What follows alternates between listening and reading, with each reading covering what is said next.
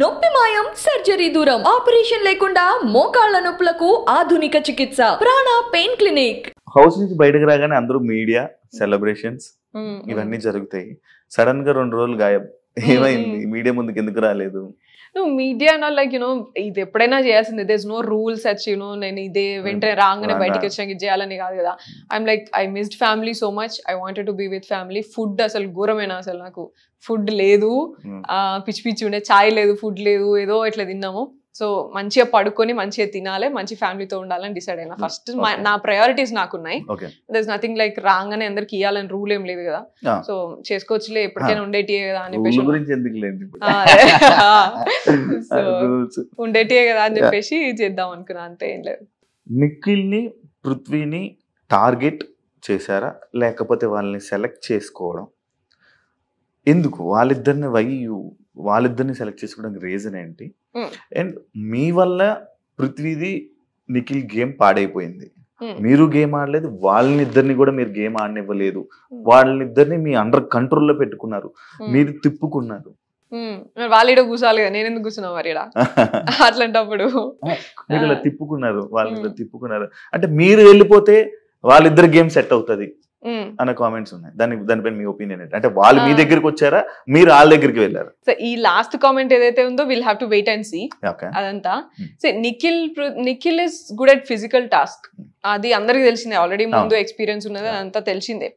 So and this select చేసుకోవడం ఇదంతా nothing works there, ఎందుకంటే క్లాన్ సెలెక్షన్స్ కదా అవన్నీ. అండ్ ఒకసారి టాస్క్ త్రూ వెళ్ళింది, ఒకసారి వాళ్ళు చీఫ్ సెలెక్ట్ చేసుకున్నారు, ఒకసారి మేము సెలెక్ట్ చేసుకున్నాం, అలా అయింది.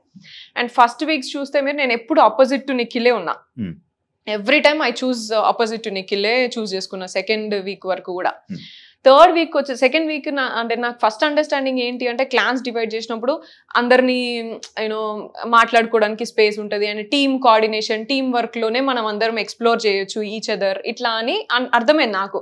జనరల్ గా బయట టీమ్ వర్క్ ఎట్లుంటుందో అట్లనే కావచ్చు అన్నట్టుగా నేను క్లాన్స్ చీఫ్ అట్లా సెలెక్ట్ చేసుకున్నా first. But then I understood, clans మారడం వల్ల, చీఫ్ లైక్ క్లాన్స్లలో ఉండడం వల్ల పెద్దగా వీళ్ళు కనెక్షన్స్ లేకపోతే అర్థం చేసుకోవడం లేకపోతే టీమ్ ప్లే అట్లా అంతా ఏం ఉండట్లేదు దాంట్లో. ఫిజికల్ టాస్క్ అప్పుడు టాస్క్ ఆడుతారు, సపోర్ట్ చేయొద్దు అని కూడా చేయట్లేరు. నేను బెలూన్ టాస్క్ ఆడినప్పుడు అసలు వీళ్ళ క్లాన్, మన విష్ణు, సీతు, వీళ్ళందరూ ఉన్న క్లాన్నే ఉన్నా నేను. నిఖిల్ సైడ్ ఆర్గ్యూ చేసుకుని, నేను నా సైడ్ ఆర్గ్యూ చేసుకున్నాను, కానీ ఎవరు కూడా నాకేం సపోర్ట్ చేయలేదు అప్పుడు. సిట్టింగ్ సైలెంట్, వీళ్ళందరూ కూడా సైలెంట్ గానే కూర్చున్నారు. నిఖిల్ ఫాదర్ షెట్ వచ్చినప్పుడు కూడా మీరు నిఖిల్ కి సపోర్ట్ చేయకుండా పక్కనున్న పర్సన్ కి లాలీపాప్ వెళ్ళి ఇవ్వడం జరిగింది. అందరికి అవన్నీ అండర్స్టూడ్ కదా, మన ఫాదర్ కి వాళ్ళ ఫాదర్ షెట్ వాళ్ళకి అవసరం కదా, నిఖిల్ కి మనం ఇవ్వాలి కదా, మన ఫ్రెండ్ కదా. అట్లా చేయలేదు నేను. కంపారిటివ్లీ ప్రయారిటీ ఏదో నేను అదే చూస్తాను. So game physical task wise వచ్చినప్పుడు అంతా కూడా గేమ్ వైజ్ గానే పోయినా నేను. And bonding it happened over the period of time. ఇది నేను వాళ్ళని సెలెక్ట్ చేసుకున్నాను, వాళ్ళు నన్ను సెలెక్ట్ చేసుకోవాలి, బోత్ సైడ్స్ ఉంటేనే అవుతుంది.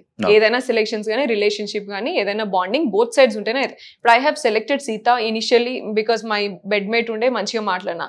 అయిందా అదేమన్నా? బ్రేక్ అయింది మధ్యలోనే. She never gave that space. నాకు ఆ రిలేషన్షిప్ గ్రో అవ్వడానికి కూడా నాకు స్పేస్ ఇవ్వలేదు, just because I'm talking to Nikhil. Even though నేను అప్పుడు ఆపోజిట్ గా మాట్లాడుతున్నప్పుడు కూడా ఆమె నాకు స్పేస్ ఇవ్వలేదు కదా మరి. And I sat with all this, యష్మితో కూర్చున్న, ప్రేరణతో స్లోగా అయింది. దెన్ అభయ్ క్లాన్ లోకి వెళ్ళినాక బ్రేక్ అయింది. యష్మితోని లాస్ట్ థర్డ్ వీక్ వచ్చేటప్పుడు మా క్లాన్ లోకి వచ్చిన తర్వాత బాండింగ్ వచ్చింది. సో ఒక్కొక్కరితోని ఒక్కొక్క స్పేస్ లో అవుతోంది, ఒక్కొక్క టైమ్ అండ్ స్పేస్ లో, సిచ్యువేషన్స్ లలో అవుతోంది. వీళ్ళతోని తొందరగా అయ్యింది, ఎందుకంటే ఫస్ట్ నిఖిల్ తోని కూడా పెట్టుకున్నా.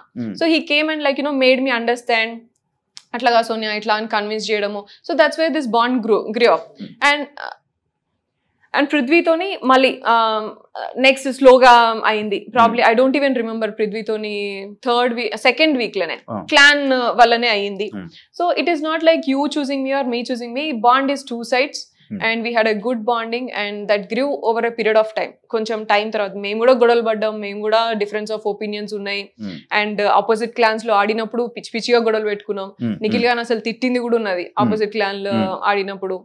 అండ్ ఇవన్నీ ఉన్నాయి. So there is nothing like ఇది లైక్ మీరున్నప్పుడు, మీరు నిఖిల్ తో ఒక బెడ్ మీద కూర్చున్నప్పుడు లైక్ మీరు ఫీల్ అవ్వడం జరిగింది, బయట ఏం వెళ్తుందో, ఏమనుకుంటున్నారు, బయట ఆయనకి తెలుసు నేనేంటో అన్నారు.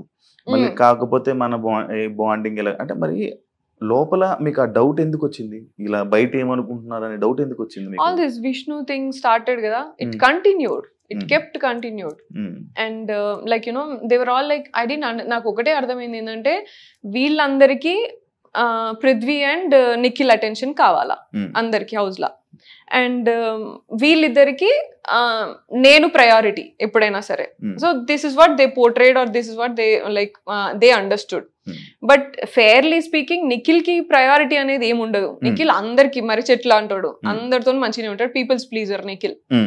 సో అందరితో బాగుంటాడు. ఇక్కడ పృథ్వీ ఒకడు ఫెయిర్ హార్టెడ్ ఉంటాడు. సో ఇది మాకుంది. అయినా సరే ఏంటంటే నిఖిల్ ఎమోషనల్ వాడు అంతే కదా అని యాక్సెప్టెన్స్ తోనే ఉన్నామే తప్ప ఇఫ్ ఇట్ ఈస్ ఏ పక్కా game plan I would have like right away told and దూరం పెట్టేసేది కదా. బట్ మనం ఫస్ట్ మన ఫ్రెండ్స్ లాగా మనం లేకపోతే లైక్ ఒక బాండింగ్ వచ్చిన తర్వాత we have to understand and make them understand, accept floss accept చేసి లేకపోతే ఏవైతే నెగిటివ్స్ ఉన్నాయో అవి చెప్పి లేకపోతే ఇట్లా ఉండాలి. కానీ బాండింగ్ అంటే ఏదో నేను బిగ్ బాస్ గేమ్లు ఉన్నా కదా అని చెప్పేసి this is not just a physical task కదా, నువ్వు ఇట్లా చేసినావు కాబట్టి సంచాలకుగా నేను రిమూవ్ చేస్తున్నా అన్నట్టు అంత ఈజీగా రాదు కదా. So that's what we felt. Like చాలా చాలా చేసిండు నిఖిల్. మాకు లైక్ మిస్అండర్స్టాండింగ్స్ చాలా ఉన్నాయి అండ్ మమ్మల్ని ఎట్లా పోర్ట్రే చేసిండు లేకపోతే ఇట్లా వేరే వాళ్ళ దగ్గరికి వెళ్ళి ఏం మాట్లాడినా అవన్నీ మాకు తెలుసు. తెలిసినా సరే we were there with him only because వాడు మాకు ఫస్ట్ మిస్టేక్ అయినప్పుడు ఎట్లా అంటే వాడి డిప్రెషన్ అండ్ యూనో బయట జరిగిన వాడి పర్సనల్ స్టోరీ అంతా చెప్పుకొని he said like you know I'm very much depressed, I found my family here with you 3 guys, అబ్బాయి పృథ్వీ నువ్వు, నాకు మంచి comfort and family kind of thing ఉన్నది, నేను నాకు మనసుకు నచ్చినట్టు నేను ఉంటా, అదే డిసైడ్, నేను ఎక్కువ పెద్దగా ఇది అది అని నేను ఏం పెట్టుకోను నేను అని మాట్లాడాను. That's where we felt like you know అరే వీడు ఆల్రెడీ డిప్రెషన్ ఉన్నోడిని ఇంకా ఎమోషనల్ గా ఇట్లా అంతా చేసి ఇంబ్యాలెన్స్ చేయదు, సపోర్ట్ చేస్తే చేద్దాం, వాడు ఏమైనా క్వశ్చన్ ఏమైనా అనాలిసిస్ ఎక్స్పెక్ట్ చేసినా చెప్పేది. అందుకనే ఫస్ట్ వాడు నా దగ్గరికి వస్తాడు. నేనేం వాడికి పోయి నువ్వు ఇది ఎందుకు రాదు ఎందుకు రాదు నేను ఇంక ఉల్టా పోక్ చేస్తా తప్ప వాడికి నేను ఇట్లనే ఉండు అట్లనే ఉండు అని చెప్పింది ఎప్పుడు లేదు. అండ్ మీరు ప్లాన్ లోకి వెళ్తున్నప్పుడు కూడా అనడం జరిగింది కదా నిఖిల్ కి నాతో అవసరం ఉంది అని అన్నా నేను. యా గైడెన్స్ అవసరం ఉంటది అని అన్నా. Is always emotionally imbalanced. So saving చేసేటప్పుడు కూడా ఎమోషనల్ గా నైనికాని సేవ్ చేసిండు. సో గేమ్ పరంగా కదా నువ్వు సేవ్ చేయాల్సింది అని పృథ్వీ మాట్లాడు. I dent talk anything, I agree and respect your opinion, what ever నీకేం అనిపిస్తే అది చేయరా. ఎందుకంటే వాడు లైక్ ఎమోషనల్లీ లైక్ ఫ్లిప్ అయితే వస్తా ఉన్నాడు ప్రతిసారి. We didn't want to you know say something and వాడిని తక్కువ చేయాలని లేకుండే. కొంచెం ఎంకరేజింగ్ గా మంచిగా ఉంటే వాడేదో వాడు చేసుకుంటాడు. ఆ కంఫర్ట్ జోన్ ఇవ్వాలి అనేది ఒక్కటే ఉండే అంతే మనకి. ఎందుకంటే వాడు అది డిప్రెస్డ్ ఉండే అట్లా అంతా చెప్పినాక why would we do that.